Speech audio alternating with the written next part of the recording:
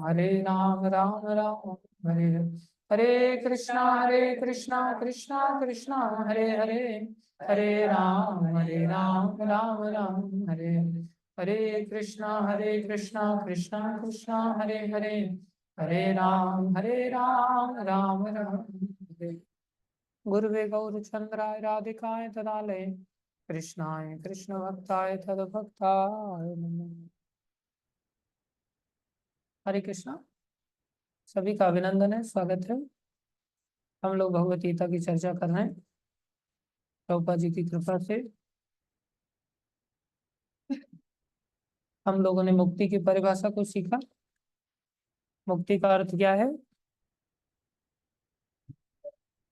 क्या अर्थ है मुक्ति का? मुक्तिर हत्वा अन्यथा रूपम, मुक्तिर हत्वा मुक्तिर हेत्वा है, स्वरूपेण व्यवस्थित। देख लिया? मुक्तिर हेत्वा अन्यथा रूपम, जो अन्य रूप है। अन्य रूप में सब चीजें आ जाती हैं। कोई व्यक्ति अपने आप को सोचे मैं मनुष्य हूँ, वो भी अन्य रूप है। फिर स्त्री पुरुष मानना तो वो तो और ज्यादा अन्य रूप है। फिर माता पिता मानना और ज्यादा अन्य रूप है। फिर किसी पद के साथ अपने आप को बिहेव करना वो और ज्यादा अन्यथा रूप है। अब मनुष्य शरीर में ही मैं बालक हूँ, मैं जवान हूँ, मैं बूढ़ा हूँ, ये सब अन्यथा रूप है।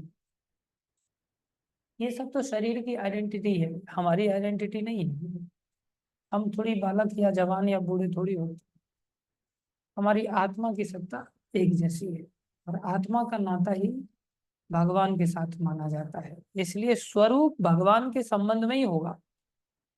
संसार के संबंध में हमारा स्वरूप वाया भगवान हो सकता है, सीधा नहीं हो सकता। अगर हम वाया भगवान संसार में सृष्टा माने और वाया भगवान भोक्ता माने तो गलत नहीं।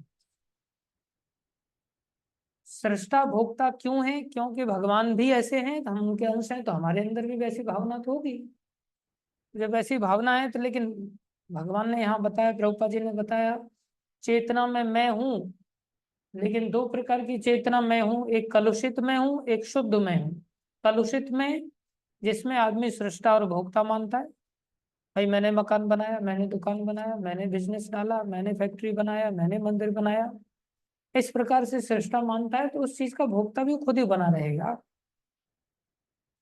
जब वाया सृष्टा माने गुरु जी की दया से मैंने ऐसा किया, और ऐसा नहीं कि केवल नारद जी की तरह केवल ऊपर ऊपर से बोल दिया जाए आपकी दया से मैंने कामदेव को जीता, और अंदर से अहंकार भरा पड़ा है। तो भगवान समझ जाते हैं ये ऊपर ऊपर से बोल रहे हैं, ये सब आपकी दया से हुई है बस। जो प्राय पहले तो यहाँ तक ही कोई नहीं पहुंच पाता कि झूठ मूठ को भी कोई दया का नाम ले दे। कि गुरुदेव आपकी दया से हो गया, प्रभुपाद जी की दया से हो गया। लेकिन अभ्यास करना चाहिए, झूठा ही सही, अभ्यास करना चाहिए। संसार में भी लोग कहते पल भर के लिए कोई प्यार कर ले, झूठा ही सही, क्योंकि उससे क्या अभ्यास हो जाता है ना। ऐसे ही अभ्यास से व्यक्ति बदल जाता है। झूठा ही अभ्यास गुरु जी की दया से, प्रभुपाद कृपा से, परंपरा की दया से, भगवत कृपा से, हर सेंटेंस में महाराज को हम देख सकते हैं। महाराज हर चीज का श्रेय और हृदय से देते हैं। हम तो हृदय से नहीं देते। हमारे अंदर तो इस अभ्यास में भी अहंकार की गंध आती है। जैसे नारद जी के द्वारा जब भगवान को सूचना दिया गया कि आपकी दया से मैंने कामदेव को जीत लिया, ऐसी विचित्र बात है। और सच तो यही है कि कामदेव को भगवान की दया से ही जीता जा सकता है। अन्यथा कौन व्यक्ति आज तक ऐसा है जो कामदेव से पराजित ना हुआ हो? सृष्टि के आदि सृष्टा ब्रह्मा जी, शंकर भगवान, जब ऐसे ऐसे लोग कामदेव से पराजित हो गए तो फिर संसार में कौन है जो कामदेव को जीत सके? और काम और भगवान के बीच में, ये भगवान और जीव के बीच में सबसे बड़ी बीमारी काम ही है। तो इसमें संसार में हम सभी संपर्क में तो आते ही है ना। रूप, रस, गंध, स्पर्श और शब्द, ये 5 इंद्रियां हैं, 5 इंद्रियों के साथ इंटरेक्शन में तो आएंगे ही ना संसार के। जब 5 इंद्रियों के माध्यम से हम संसार में आएंगे, तो कोई अगर हमें शब्दों में मीठा बोलेगा तो हम उसकी ओर आकर्षित नहीं होंगे क्या? आकर्षित नहीं हो रहे हैं तो हम मुर्गे हैं। कोई मीठे शब्द बोलेगा तो आकर्षित होंगे। ऐसे ही अगर मीठा रस लेकर के आएगा कोई व्यक्ति तो आकर्षण होगा कि नहीं? और सुबह सोनू प्रभु मेरे को प्रसाद खिला रहे थे, तो रोज बाजरे की रोटी और लेंगे ना, बस भैया राइस वाला बस बहुत हो गया, कुछ नहीं, पूरा थाली चाट लिया मैंने। मैं उसको सब्जी मांगा, दाल मांगा, सब कुछ उसने दे दिया, हमें पूरा थाली अच्छी तरह से चाट लिया। मतलब बस सब पेट भर गया, ले जाओ। छाछ और लेंगे, मतलब उसने वो डब्बा भी खाली कर दिया। ठीक है, जाओ। फिर मीठा लेंगे। और फिर मैं सोच रहा था कि शायद दूसरे डब्बे इसने खोले नहीं है, उस डब्बे में शायद दाल ही होगी। और दाल तो मैं खा चुका हूँ ऑलरेडी, और दाल तो मेरे को चाहिए नहीं, इसलिए इसने वो डब्बा खोला ही नहीं। बोला मीठा लेंगे, मैं बोला मीठा है कहाँ, तो उसने खोला। और खोला तो बोला कि किधर डालूं, थाली तो सारी पूछी हुई थी, चाट ली थी पहले। न बाजरे के लिए जगह था, न सब्जी के लिए जगह था, न दाल के लिए जगह था, न मिर्ची के लिए, किसी चीज के लिए, चावल के लिए, किसी चीज के लिए जगह ही नहीं था। बोले अब ये थोड़ा बहुत आप लेंगे। बोला डाल क्यों रहा है, टिफिन ही रख देना। और फिर उसने टिफिन रख दिया, फिर मैंने पूरा खा लिया। जीव है भैया, क्या करूँ, जीवा के दास। मैंने उसको भी नहीं दिया, थोड़ा बहुत तू भी चख ले भाई, नहीं दिया, मैंने सारा ही खा लिया। इसको कहते हैं रस। रस में कितना आकर्षण होता है, आदमी अपने आप ही खींचा चला जाता है। पेट भरने के बाद खींचा चला जाता है, तो भूखा व्यक्ति कितना तेजी से खींचेगा फिर। शब्द हो गया, रस हो गया, सुगंध खींचती है कि नहीं? अपने आदमी खींचता है सुगंध। माला कोई बढ़िया सी पहना है और फूलों में सुगंध आए, कितना अच्छा लगता है। सारा संसार सुगंध में पीछे भाग रहा है। शब्द हो गया, रस हो गया, गंध हो गया, और स्पर्श। कोमल स्पर्श मिले, खींचेगा ही खींचेगा। लेकिन ये प्लास्टिक की कुर्सी रहे और ये वाली कुर्सी रहे, कौन सी कुर्सी पे बैठना पसंद करेगा?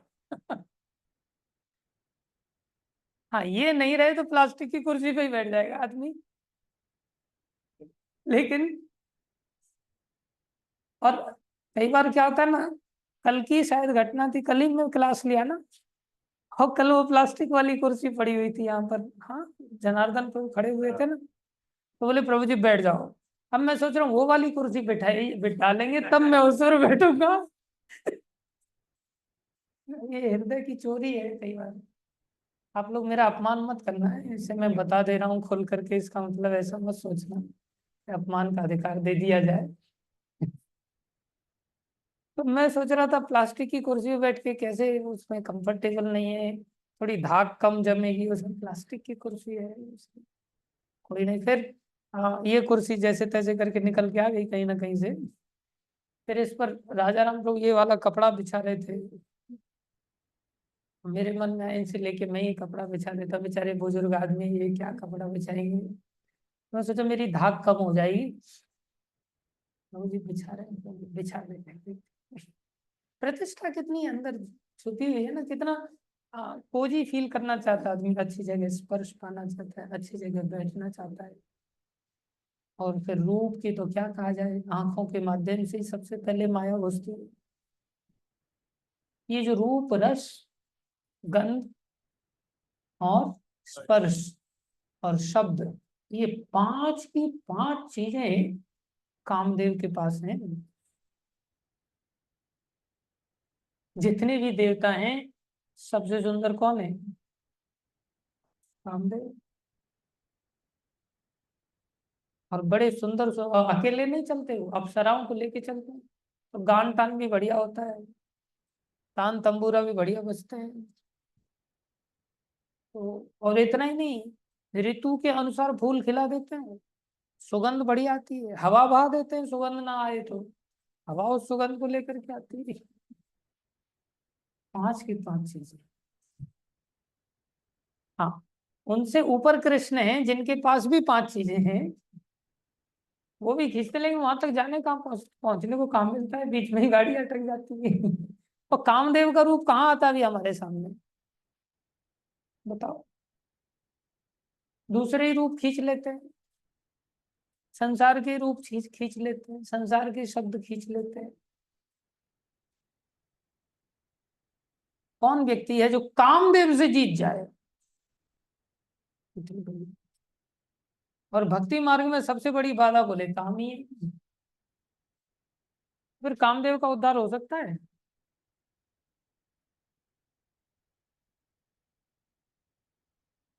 कामदेव का उद्धार हो सकता है कभी?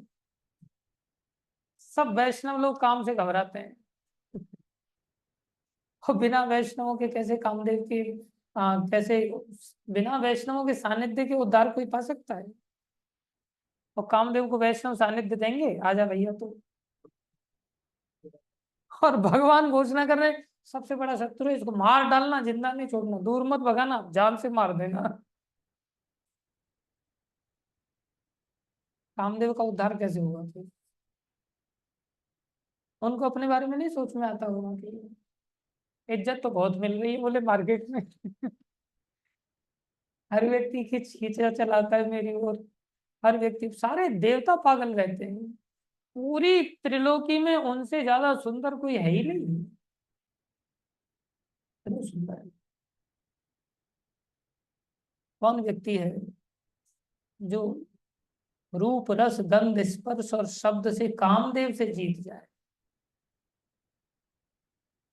काम ही तो भिड़ाता है स्त्री पुरुष को, खुद नहीं आया अभी, आगे खुद आएगा तो फिर तो कहना ही क्या। स्त्री के अंदर पुरुष के प्रति आकर्षण पैदा कर देता है, पुरुष के अंदर स्त्री के प्रति आकर्षण पैदा कर देता है और भिड़ा देता है। और फिर खुद तमाशा देखता है, देगा मेरी शक्ति देखी। नारी स्वर, नारी स्वर से पुरुष को आकर्षित कर देता है, पुरुष के रूप से स्त्री आकर्षित हो जाती है। कामदेव का ये तो प्रतिबिंब है, साक्षात कामदेव को कोई व्यक्ति कैसे पराजित कर सकता? इतना आसान नहीं है। अन्यथा रूपेण हित्वा स्वरूपे व्यवस्थिति। स्वरूप में ऊपर से बोल सकता है आदमी कि प्रभु, उस कामदेव को जीतने की बात कर रहे हैं नारद जी भगवान के साथ, मैंने जीत लिया है। और ये कितना बड़ा भागीरथी काम था, जीत तो लिया ही था, जीता तो भगवान की दया से ही था। और उसमें अहंकार लेकिन फिर भी आ गया, मैंने जीता है, ये बड़ी विचित्र। और ये ध्रुव सत्य है कि कोई उसे जीत ही नहीं सकता सिवाय श्री कृष्ण के। श्री कृष्ण ही मदन मोहन है, और उनके प्रति आकर्षित होने पर ही, जब कृष्ण अपना तीर छोड़ेंगे किसी जीव के लिए, तो व्यक्ति काम के तीरों से बच सकता है। नहीं तो कामदेव दैवी शक्ति से हर जगह व्याप्त है और हृदय में तीर छोड़ता रहता है। उसके लिए जरूरी थोड़ी है कामदेव को आना पड़ेगा इनमें। नहीं, खाली बादल ऐसे हो जाएंगे तो वहीं से तीर छोड़ देगा, क्या मौसम।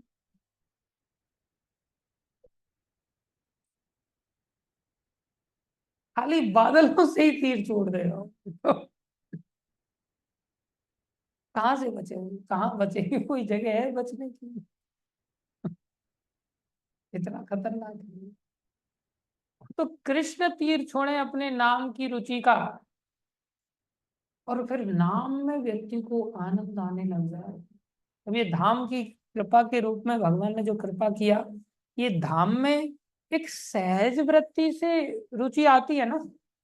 लोगों को देखते हैं नाम जपते हुए, मन में इच्छा हो जाती है, चलो हम भी जप लेते हैं। ये भगवान ने व्यवस्था ही तो बनाई कृपा करनी। वैष्णवों के माध्यम से भगवान तीर छोड़ते हैं, उनके प्रति शब्द, उनका जो शब्द है वो शब्द की ओर आकर्षित, उनका जो रूप है जो आचार्यों ने विग्रह रूप में हमें दिया और सुंदर श्रृंगार वगैरह करके भगवान विराजमान रहे, तब थोड़ा सा आदमी रोक पाता है। उनका आस्वादन जब होने लग जाए, नाम, ये रूप, रस, गंध, स्पर्श, शब्द, ये सब कृष्ण से अभिन्न है। जब कृष्ण ऐसा किसी के ऊपर कृपा करेंगे, अब कृष्ण कैसे कृपा करते हैं? भक्तों के माध्यम से। सीधी कृपा तो करते नहीं, वही तो उद्धार हो सकता है ना। अब कृष्ण ऐसी कृपा भक्तों के माध्यम से करेंगे, और उन भक्तों के माध्यम से अगर कभी किसी के ऊपर ऐसी दीनता की याचना किसी भक्त ने की, किसी भक्त का आश्रय लिया और दीनवत होकर के आश्रय लेकर के आगे बढ़ा, तब वो भले जीत सकते। और नारद जी ऐसे महान भक्त थे जिन्होंने कामदेव को जीत लिया। उस स्थिति में भी अहम नहीं गया, अहम आ गया जीतने पर। कितना कठिन है बताओ।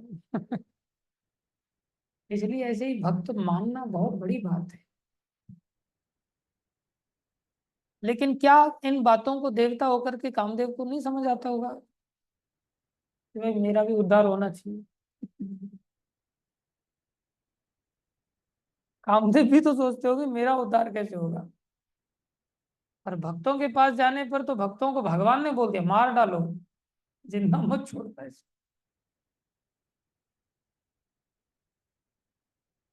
लेकिन कामदेव का उद्धार का भागवत में एक प्रसंग आया, जिस प्रसंग को लेकर के कामदेव बड़े प्रसन्न हो गए। रासलीला का प्रसंग आया, और वहां पर यमुना जी के तट पर भगवान ने बंसी बजाया। सब गोपियों को, करोड़ों करोड़ों गोपियां, असंख्य गोपियां, उन सबको यमुना जी की रेत में, जो कि बहुत सुंदर कोमल रेत, वहां सुविधा दी गई, आप आ जाओ। और भगवान के साथ रासलीला का अवसर आना था।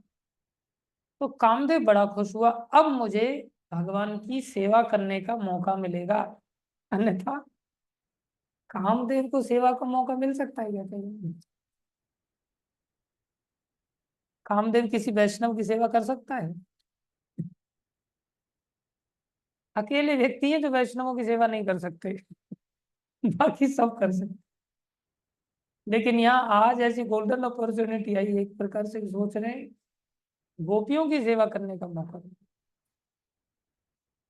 और गोपी कौन है? वैष्णवों में सर्वश्रेष्ठ है। तो कितने बड़े वैष्णवों की सेवा करने का मौका मिल रहा है।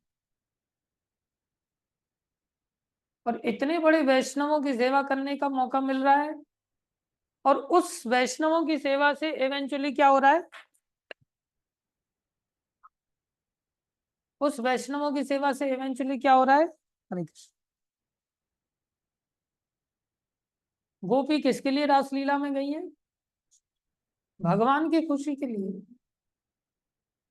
तो वैष्णव तो चाहते हैं भगवान की सेवा हो, है कि नहीं?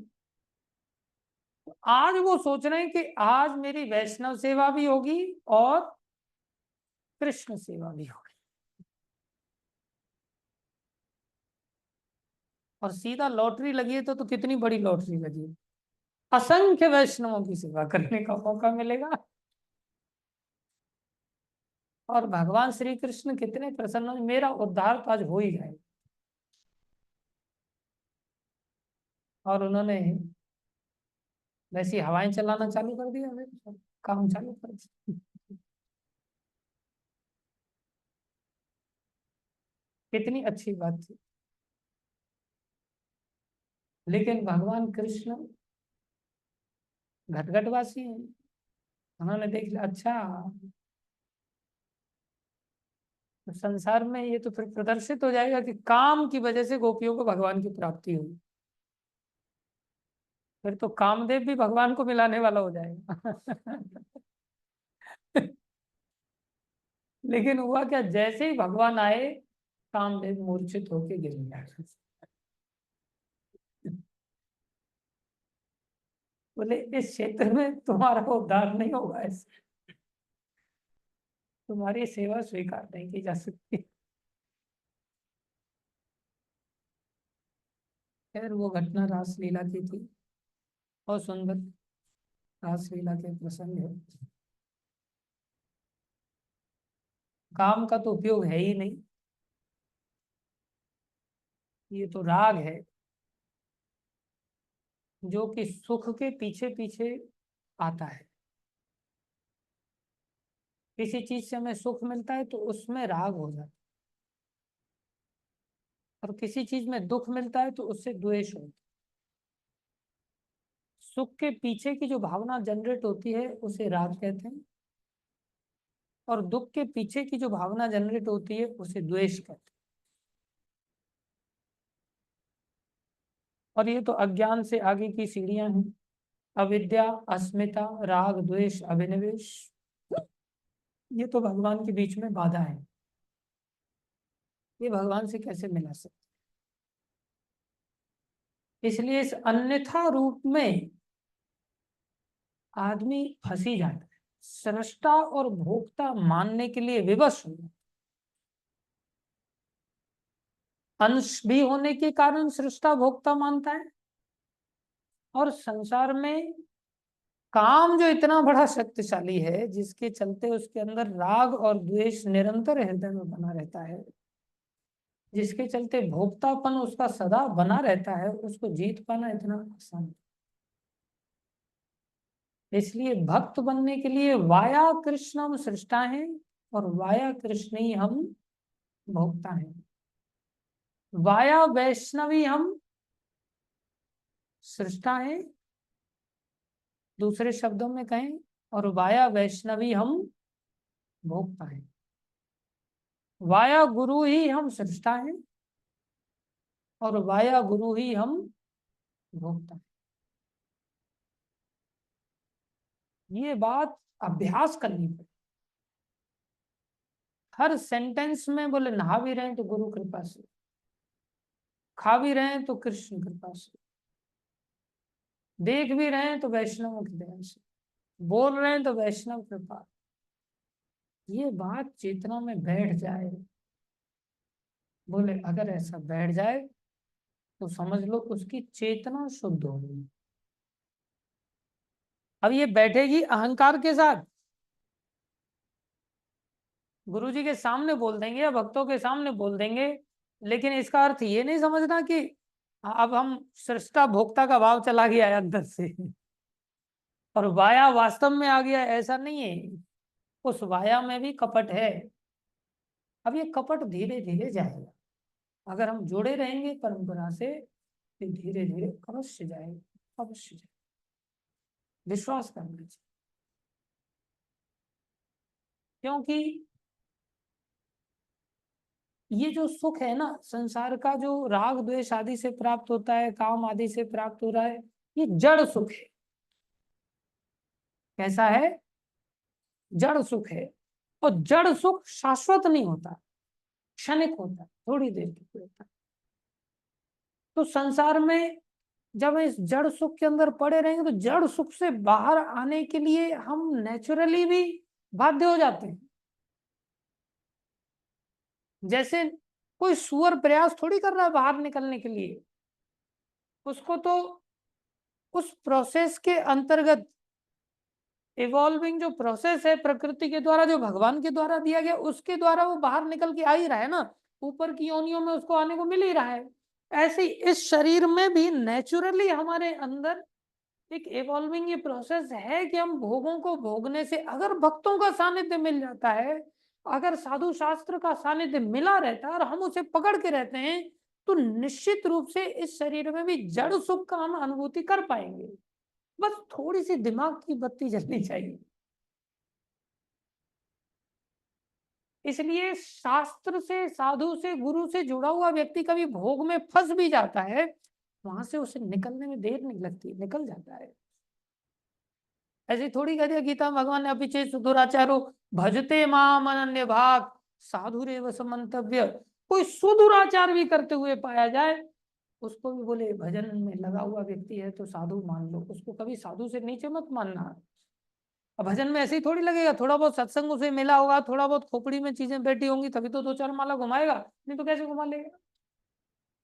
इसलिए अगर दो चार माला घुमा रहा है जैसे तैसे करके, अगर भक्तों की संगति में, निश्चित रूप से तो जड़ सुख में डूबा भी होगा तो वहां से निकल जाएगा, जल्दी निकल जाएगा, देर नहीं लगेगी। क्षिप्रम भवति धर्मात्मा, वो जल्दी आ जाएगा। इसलिए वाया में अगर वो व्यक्ति जुड़ा हुआ है ना, तो अन्यथा रूप को त्याग करके एक दिन चेतना का ऐसा विकास अवश्य हो जाएगा, वो अपने स्वरूपेन व्यवस्थित हो सकता है, दो चार जन्म लग जाए।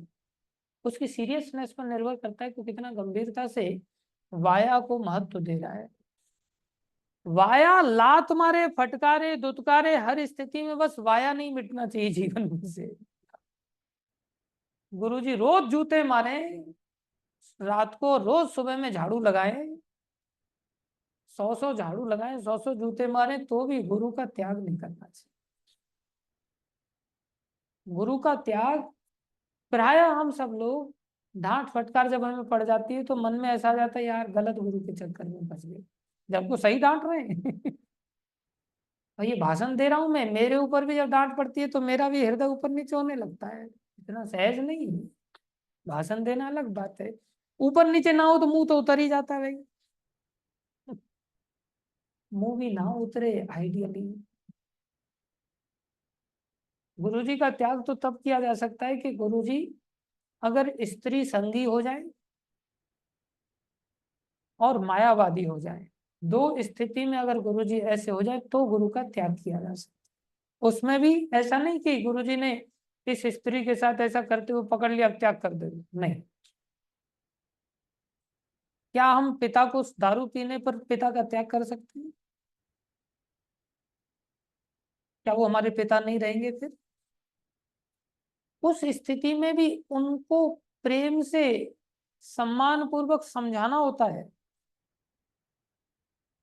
कि आप गुरु पद पर आसीन थे, आपको ऐसा नहीं करना चाहिए। और वो अगर फिर उसे त्याग कर दें आपके समझाने पर, तो पुनः उनमें गुरु बुद्धि लानी चाहिए, फिर आप गुरु को त्याग नहीं कर सकते। ऐसे गुरु मायावादी बन जाए तब भी उनको समझाना चाहिए, और वो अगर समझ जाए तो फिर से उनको गुरु मान लेना चाहिए। और कोई तीसरा ऑप्शन ही नहीं है जिस स्थिति को लेकर त्याग कर दिया जाए। ये नहीं गुरुजी ने मेरे को प्रेसिडेंट नहीं बनाया, वो ऑफर दे रहे थे वो वाले गुरुजी, अब मैं आपका दीक्षा कैंसिल करके वहां से दीक्षा ले लेता हूँ, ऐसा नहीं चलता। वो प्रेसिडेंट बनाए, रेसिडेंट बनाए, कुत्ता बनाए, गधा बनाए, सुअर बनाए, या पुनर्मूषिका भव बनाए, वो जो कह दे ठीक है। उनके श्राप में भी वरदानी है, तो चिंता की बात नहीं। बोले वाया गुरु ही चलते रहना चाहिए, फिर वो डांटें फटकारें, इज्जत दें बेइज्जत करें, जो करना है, जो करना है करो। हम शरीर नहीं, आत्मा का बहुत लंबा इतिहास है, और अनंत काल के लिए आत्मा चलने वाली है। क्या ये सब छोटे मोटे झमेले, छोटे मोटे झंझट, छोटे मोटे मान प्रतिष्ठा के चलते हम गुरु जी के साथ ऐसा नहीं कर सकते। ये बात दिमाग में बैठ जाएगी ना, तो वाया का सिद्धांत बहुत दृढ़ हो जाएगा। फिर वाया में स्वार्थ नहीं रहेगा कि गुरु जी हमें, हाँ प्रसाद दे रहे हैं तो वाया हम करें गुरु जी की कृपा से आज पेट भर गया, और गुरु जी ने आज भोजन दिया ही नहीं, बोले काय का गुरु, दया नाम की चीज ही नहीं है। ऐसा नहीं, ऐसा नहीं। ऐसे गुरु होते हैं भला? गुरु की क्वालिफिकेशन, अपनी चेले की भी क्वालिफिकेशन देख ले कभी, चेलों को क्या क्वालिफिकेशन लगती है। लेकिन आजकल लोग धड़ाधड़ धड़ाधड़ गुरु को छोड़ देते हैं, सबको छोड़ छाड़ करके संसार में, ऐसे भगवान की प्राप्ति नहीं हो सकती। तो हमें वाया गुरु ही चलना होगा, वाया साधु ही चलना होगा, वाया शास्त्र ही चलना होगा, और इनके द्वारा चलने पर ही हम वाया भगवान चलने वाले माने जाएंगे। गुरु, साधु, शास्त्र। और अगर हम कभी जड़ सुख में फंस भी जाएंगे तो वहां से आसानी से निकल आए। चिंता नहीं, अभ्यास करें, विनम्रता लाएं, विनम्रता का अभ्यास करें, नाटक करें, ढोंग करें, चलेगा। एक दिन शुद्ध विनम्रता आ जाए। तो एक तो ये बात अगर जीवन में आ जाती तो शुद्ध चेतना आ गई, और शुद्ध चेतना आते ही मुक्त हो गई। बस इतना सा खेल है, बहुत कठिन रॉकेट साइंस नहीं है। गीता में केवल शुद्ध चेतना लाएं कैसे, इसके लिए प्रयास करते हैं।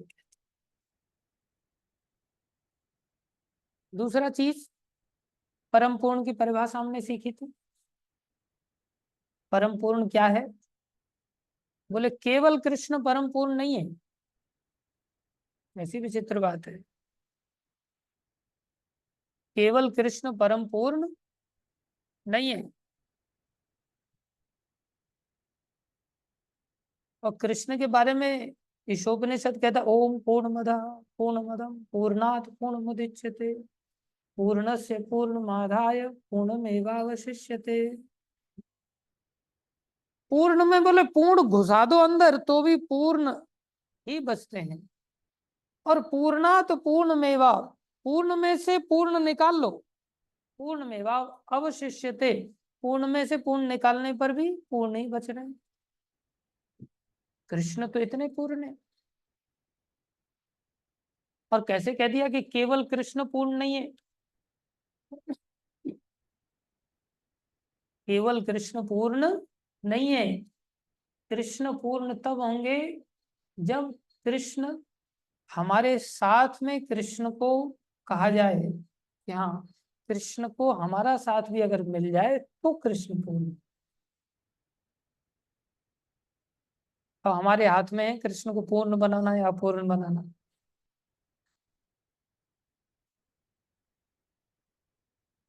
है कि नहीं? ये हमारी कोरी मूर्खता है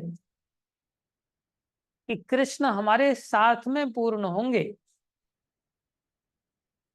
मूर्खता कैसे? क्योंकि हमने स्वयं को कृष्ण से अलग समझ लिया है। हमने स्वयं को कृष्ण से अलग समझ लिया है,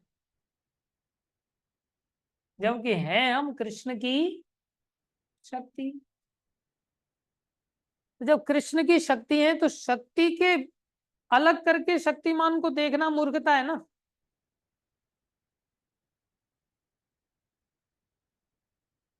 क्या शक्ति शक्ति में मान के बिना रह सकती है? कोई सोचे हाँ राधा रानी नहीं रह सकते, हम रह सकते। क्यों नहीं राधा रानी रह सकते? राधा रानी को तो धाम में ही रहना पड़ेगा, भगवान की शक्ति है, मजबूर है। हम अपने घर में रह सकते हैं अलग से। जैसे हमारा घर हमने पैदा किया है, हमने जमीन को क्रिएट किया है, हमने अपने घर को संसार की सृष्टि में अलग से क्रिएशन की है। जैसे अरे हम भी शक्तिमान के बिना अलग नहीं रह सकते, एक क्षण के लिए नहीं रह सकते। इसलिए प्रभुपाद जी ने यहाँ कहा, अतः भगवत गीता में हम पाएंगे कि परम पूर्ण में परम नियंता, नियंत्रित जीव, दृश्य जगत, शाश्वत काल तथा कर्म सन्निहित हैं। ये 5 चीजें परम पूर्ण के अंतर्गत आती हैं। इसलिए हर चीज को कृष्ण की दृष्टि से देखते हुए सम्मान करना सीखना, तब हमारी चेतना शुद्ध हुई, नहीं तो नहीं हुई। और इन सब की व्याख्या इसके मूल पाठ में की गई। केवल गीता में ही नहीं, भागवत में भी यही 5 विषय हैं, और वेदों में भी यही 5 विषय। कौन से? ईश्वर, जीव, काल, कर्म, प्रकृति, यही 5 विषय। और ये पांचों अलग अलग नहीं है, पांचों क्या है? कृष्ण। ये सब मिलकर परम पूर्ण का निर्माण करते हैं। अब देखो, अब जैसे यहाँ ये शब्द आ गया ना, जैसे 5 चीजें मिलकर के खिचड़ी का निर्माण करते हैं, चावल, दाल, पानी, जीरा, तेल, कम से कम,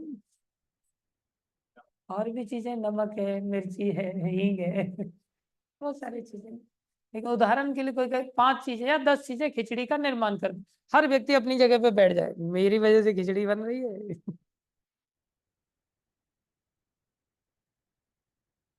इनकी वजह से खिचड़ी की सत्ता है। लेकिन दूसरा उदाहरण हमने देखा था, सूर्य की किरणों की वजह से सूर्य की सत्ता नहीं है,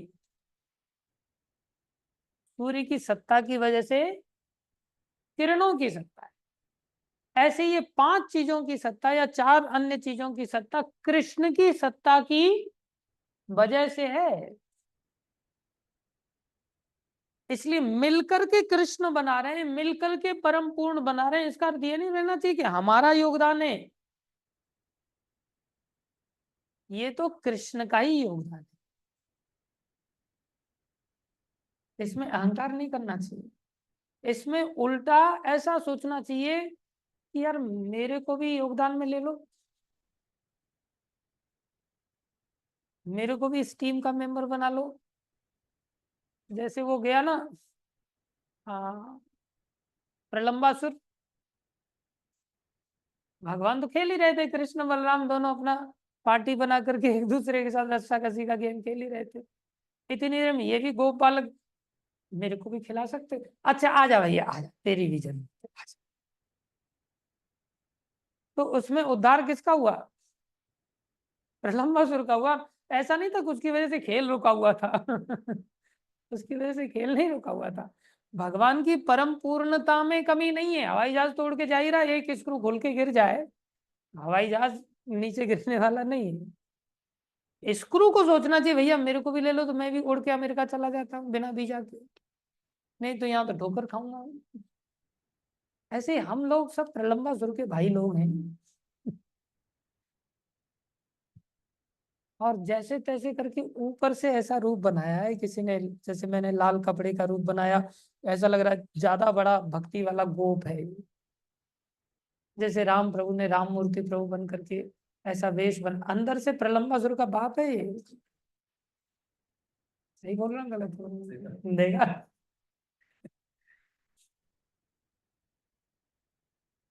कब बलराम जी को बाहर लेके गया था तुम, कंधे पे चढ़ा के। देखो ना गुरुकुल के 2 बच्चे पैसे उठा के भाग गए। और नैनीताल में जाकर के पकड़े गए। तो वो तो रस्साकसी के गेम में खेल रहे थे बेचारे, और जैसे ही उनको लगा कि अब मौका है कंधे पे चढ़ा के ले जाने का, तो ले गए आराम से। ऐसे ही सब मौके की तलाश में रहते हैं। कोई डोनेशन बॉक्स को उठा के मत ले जाना।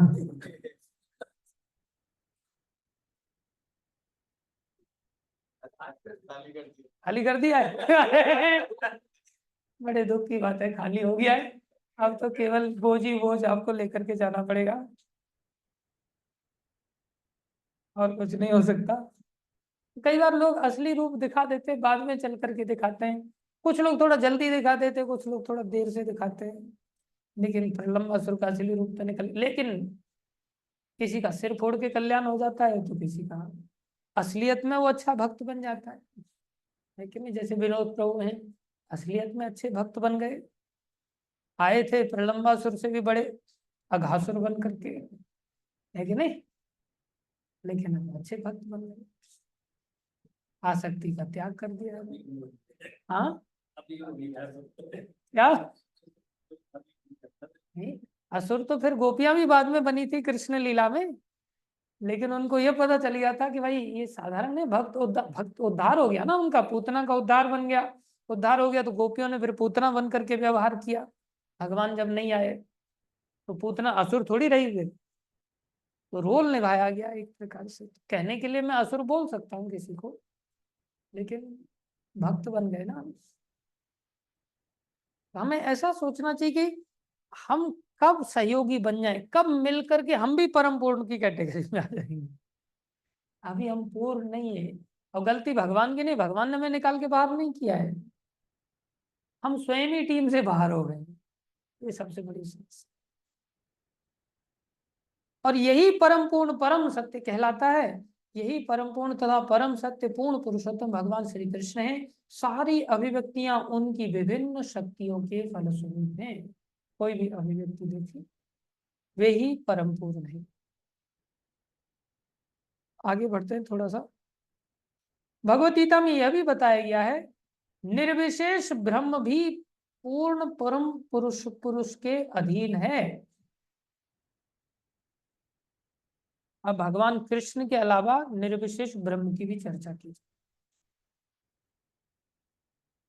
अब निर्विशेष ब्रह्म, ये अपने आप में न जाने हमने कितने बार शब्द सुना हो। क्या अर्थ है इस निर्विशेष का? हरिबोल। निर्विशेष ब्रह्म को क्या कहते हैं? कोई विशेषता नहीं, कोई गुण नहीं होता इसका। कोई गुण नहीं, कोई विशेषता नहीं, कोई प्रैक्टिकल एग्जाम्पल?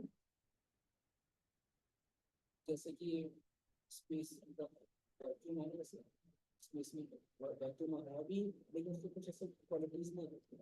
क्वालिटीज जैसे हवा कर सकते हैं, वैक्यूम का मतलब नहीं कर सकते, और स्मेल ले सकते हैं, गंध के माध्यम से, लेकिन कोई गंध नहीं। क्वालिटीज का अर्थ क्या हुआ? 5 क्वालिटीज निकल के आई, शब्द, रूप, रस, गंध, स्पर्श। ये 5 चीजें किसी के अंदर हैं तो वो विशेष, करेक्ट। उस विशेष में भी ये 5 चीजों में कितनी वैरायटी है कि नहीं? अब इसका रूप अलग है, इसके रूप की अलग वैरायटी। गोल चेहरा है ना, सुंदर लगता है। लेकिन इसके रूप की अलग वैरायटी है। वाह, कितना स्लिम ट्रिम बॉडी है इसका, है कि नहीं? इसकी अलग वैरायटी, इसकी और अलग वैरायटी। कोई अवांछित व्यक्ति आ गया और इसने उसको गले लगा लिया तो हड्डियों से चुभो के ही वापस भेज देगा।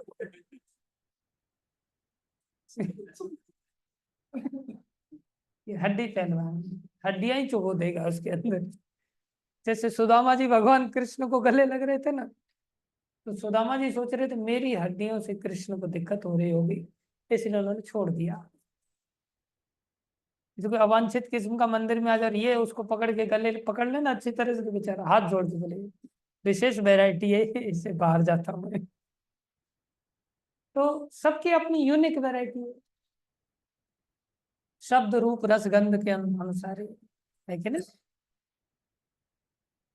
सबके पास में जाकर के सूंघ के देखो, सबके पसीने की यूनिक वैरायटी की गंध है। वो भी एक विशेष गंध है। हाँ, अच्छी वाली गंध भगवान के अंदर आती है, भक्तों के अंदर आती है। हम सब संसार में मल मूत्र के शरीर है तो वैसी गंध आई। Point is variety. जहां वैरायटी ना हो उसे निर्विशेष कहते हैं, विशेष रहित। निर्विशेष का मतलब क्या है? जिसमें कोई विशेषता नहीं है। कोई विशेषता नहीं है। अब जैसे, हाँ, ये ट्यूबलाइट की कुछ विशेषता है कि नहीं है? लेकिन जो ट्यूबलाइट की लाइट आ रही है, बोले लाइट का रूप कैसा है? कोई रूप है लाइट का? कोई गंध आ रही है लाइट में से? कोई रस है? चाट के देखो तो लाइट को चाट के कैसा स्वाद आ रहा है। ये जो प्रकाश है, ये क्या है? निर्विशेष। निर्विशेष ब्रह्म क्या हुआ, जिसको यहाँ कह रहे हैं भगवत गीता में भूमिका में प्रभुपा जी समझा रहे हैं। भगवत गीता में यह भी बताया गया है कि निर्विशेष ब्रह्म भी पूर्ण पुरुष भगवान के अधीन है। ब्रह्मणो ही प्रतिष्ठा अहम। ब्रह्म सूत्र में ब्रह्म की विशद व्याख्या सूर्य की किरणों के रूप में की गई है। अब सूर्य की विशेषता है कि नहीं? लेकिन क्या सूर्य की किरणों की विशेषता ऐसी है? कोई सूर्य प्रकाश को ऐसा कह सकता है कि हाँ ये रूप ऐसा रखता है, ये गंध ऐसी है, ऐसा प्रकाश को लेके कह सकते हैं क्या? नहीं। लेकिन ये रहस्य जो यहाँ बताया जा रहा है प्रभुपाद जी ब्रह्म सूत्र का उदाहरण देकर के, ब्रह्म की विशद व्याख्या सूर्य की किरणों के रूप में की गई है। निर्विशेष ब्रह्म भगवान का प्रभामय किरण समूह है, प्रभामय भगवान का प्रकाश है। संसार में इस सिद्धांत को लोग नहीं जानते। जितने भी निराकारवादी लोग हैं, और आपको अगर भगवान का भजन करते हुए साकार रूप में उपासना करते हुए देखेंगे तो क्या कहेंगे आपको? शुरुआत है, शुरुआत में ध्यान केंद्रित करने के लिए मूर्ति की जरूरत है, बाद में चल के तो ब्रह्म में लीन होना ही बड़ी बात है। इसलिए पीछे तो ब्रह्म ही है, अभी वो ब्रह्म माया में आके रूप ले लिया। और उन मूर्खों को ये समझ में नहीं आ रहा है कि भैया ब्रह्मणो ही प्रतिष्ठा अहम, गीता में भगवान कि भाई प्रकाश की प्रतिष्ठा, किरणों की प्रतिष्ठा सूर्य है। किरणों की वजह से सूर्य नहीं है, सूर्य की वजह से किरणें हैं। भगवान श्री कृष्ण की सत्ता के कारण ब्रह्म की सत्ता है। अर्थात शुरुआत वाला कौन माना जाएगा फिर? निराकार उपासक या साकार उपासक? लेकिन निराकार वाले क्या कहते हैं? शुरुआत करो करो, मन लगा के करो, तुम लोगों की तो शुरुआत है। और साकार वाले निराकार वालों को कहते हैं तुम लोगों की शुरुआत है, तुम दूर हो भगवान से। और ये बहस का मुद्दा बन जाता है। और कई बार साकार वालों को भी मन में आता है ये लोग भी ठीक ही कह रहे हैं, और अपनी बड़ाई तो बोले सब करते ही है। वो अपनी बड़ाई कर रहा है, हम अपनी बड़ाई कर रहे हैं, हम इसमें फंस गए, वो उसमें फंस गए। आदमी मन में ऐसा सोच लेता है, लेकिन मन में शास्त्र के आधार पर ये विश्वास हो जाए कि भाई हम बहुत बड़ी चीज पाने के लिए जा रहे हैं। इसलिए इस बात को प्रभुपाद जी ने यहाँ पर स्पष्ट किया। और क्या कहा? निर्विशेष ब्रह्म पूर्ण ब्रह्म की अपूर्ण अनुभूति है। कितनी स्पष्ट बात कह रहे हैं, भूमिका में सब चीजें क्लियर। ध्यान योग तक आगे जाने की जरूरत ही नहीं।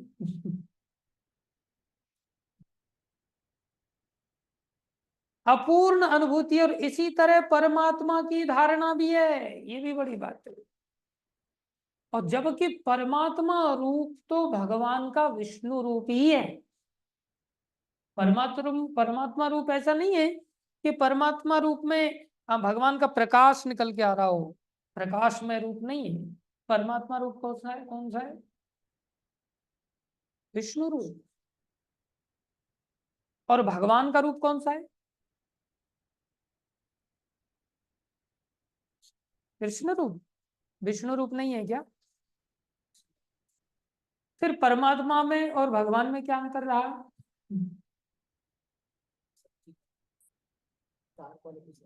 हाँ, सत चित आनंद नहीं है उसमें।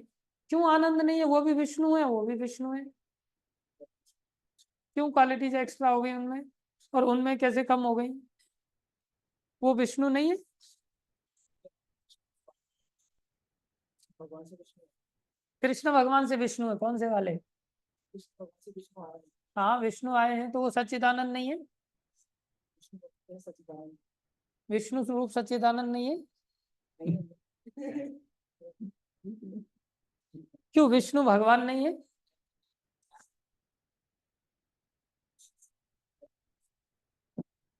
कैसे कैसे क्वालिटीज एक्स्ट्रा हो रही है?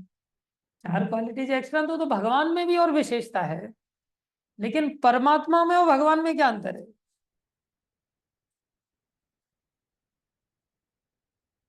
सच्चित वाला आनंद में समझ रहा हूं, ब्रह्म को सत्य कहते हैं, परमात्मा को सत्य चित कहते हैं, और भगवान में तीनों चीजें सत्य चित आनंद है। तो परमात्मा रूप कौन सा है? विष्णु रूप ही है ना। परमात्मा रूप के रूप में जो हृदय में दर्शन करते हैं, हृदय में जो बैठे हुए कौन से बैठे हैं? ब्रह्म रूपी प्रकाश के रूप में बैठे हैं या परम विष्णु रूप में बैठे हैं? विष्णु रूप में बैठे हैं ना। तो परमात्मा रूप कौन से हो गए?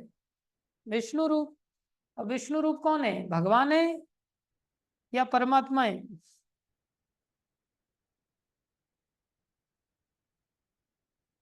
भगवान नहीं है? भगवान भी हैं, ऐसा नहीं है। कैसे भगवान नहीं है बताओ? विष्णु भगवान की लक्ष्मी देवी पत्नी नहीं है? आदान प्रदान नहीं होता वहां पर वैकुंठ में? भक्त लोगों के साथ आदान प्रदान नहीं होता वैकुंठ में विष्णु भगवान के साथ? भगवान के रूप में नहीं होता? तो वहां केवल दृष्टा बन करके बैठे रहते, बातचीत वगैरह हास प्रयास वगैरह नहीं होता हमारे अंदर? हाँ हमारे अंदर लेकिन मैं पूछ रहा हूँ, फिर परमात्मा रूप में भगवान बैठे रहते हैं, अनुभूति में विष्णु में और परमात्मा में क्या अंतर है? क्या वो सच्चिद हैं या सच्चिदानंद भी हैं?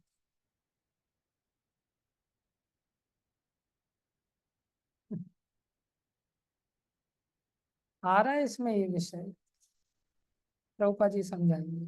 आगे देखते हैं हम लोग। परमात्मा का विषय निकला था, तो प्रभुपाद जी लिख रहे हैं निर्विशेष ब्रह्म पूर्ण ब्रह्म की अपूर्ण अनुभूति है। पूर्ण ब्रह्म कौन है? श्री कृष्ण। उनकी अपूर्ण अनुभूति मतलब उनका आभा है, उनके शरीर का प्रकाश है, इसलिए अपूर्ण है। और इसी तरह परमात्मा की भी धारणा है, अर्थात परमात्मा भी भगवान की पूर्ण अनुभूति नहीं है। कैसे? 15वें अध्याय में देखेंगे कि भगवान पुरुषोत्तम इन दोनों निर्विशेष ब्रह्म तथा परमात्मा की आंशिक अनुभूति से बढ़कर हैं। आंशिक अनुभूति है इन दोनों के रूप में। भगवान को सच्चिद आनंद विग्रह कहा जाता है। प्रभुपाद जी अब सच्चिद आनंद पर आ गए। ब्रह्म संहिता का शुभारंभ इस प्रकार से होता है, ईश्वर परम कृष्ण सच्चिदानंद विग्रह अनादिर आदिर गोविंद सर्व कारण कारणम। ये श्लोक बहुत महत्वपूर्ण है, ब्रह्मा जी के द्वारा बोला गया। सब लोगों ने ऐसा याद करना चाहिए इस श्लोक को कि सपने में भी उठा दिया जाए तो वहां भी बड़बड़ाएंगे, ऐसा याद रहना चाहिए। कई बार तो भक्त लोग गिने चुने 4-5 श्लोकों को याद करते हैं, पूरा जीवन उसी में प्रचार में निकाल देते हैं। और मैंने गुरु महाराज को देखा है, उनको बहुत सारे श्लोक याद है लेकिन गिने चुने श्लोकों को ही वो हमेशा ही कोट करते। एक तो ये वाला जिसमें ईश्वर की सत्ता, दूसरा सर्वधर्मान परित्यज्य। बन गए प्रचारक, हो गई गीता याद सारी, कुछ और करने की जरूरत नहीं। लेकिन इसका मतलब मेरे को मत बोलना आप आगे चल के जब भी मैं श्लोक याद करने के लिए बोलूं, प्रभु जी आपने 2 ही श्लोक बोले थे, मेरे सिर पे मत डाल देना ये बात। ऐसे भक्त बन जाए तो 2 ही श्लोक बहुत है, ऐसे भक्त नहीं बने तो अलग अलग एंगल से चीजें समझानी पड़ती हैं, फिर कई सारे श्लोक बोलने पड़ते। दम है, इतना ताकत है, इतने शब्दों में वाणी में इतना ताकत है, तो एक हरे कृष्ण महामंत्र से ही भक्त बन जाते हैं, श्लोक की भी जरूरत नहीं पड़ती। प्रभुपाद जी ने तो महामंत्र से ही भक्त बना दिया। दम नहीं है तो फिर अपने बंदरों के जैसे पै पै पै पै करना पड़ता है, अपने जैसा 50 चीजें घेर घाटना पड़ता है, तब जाकर के आदमी थोड़ी देर के लिए रुक पाता है। और बाद में तो व्यक्ति बोलते ऐसे ही धूर्त आदमी, चलो छोड़ो। इसलिए ये श्लोक बहुत महत्वपूर्ण है। ब्रह्म संहिता का शुभारंभ इस प्रकार से होता है, ईश्वर परम कृष्ण सच्चिदानंद विग्रह अनादिरादिर गोविंद सर्व कारण कारणम। याद है तेरे को ये श्लोक? अभी तक याद नहीं था? कितने बार बोल चुके हैं इस श्लोक? तुम्हें याद है? नहीं? ओहो, कुलदीप जी, अरे ऐसे ऐसे विद्वान हो यार, आप लोगों को याद नहीं है, बड़ा आश्चर्य की बात है। ऐसा मत करो। आप हंस क्यों रहे हो? धामवासी लोग हैं ये सभी, धाम में वास कर रहे हैं, गिरिराज जी में श्लोक याद नहीं होता। ये वाला श्लोक याद कर लो। माता सब लोगों को याद है ये श्लोक? तेरे को याद है? नहीं? याद कर लेना, कल पूछो, पीछे पूछो, याद है क्या? आपको याद है श्लोक की? कौन सा याद है ये वाला श्लोक? हाँ, पीछे माता जी आपको याद है ये श्लोक? ये वाला तो एक कर ही लो, इसमें कोई दिक्कत नहीं। अनुप्रिया माता जी ये वाला याद कर लो प्लीज, ठीक है? 2 श्लोक याद कर लो कम से कम, एक ये वाला, एक सर्वधर्मान परित्यज्य वाला, याद है ना? चलो अच्छी बात, कल एक एक से पूछूंगा, फिर आगे की क्लास इसी पे आगे करेंगे। बोलो भगवान की वाणी भगवतीता की जय, श्री प्रभुपाद की जय, श्री गुरु महाराज की जय, अनंत कोटि वैष्णव वृंद की जय, आप सब भक्तों की जय जयकार है।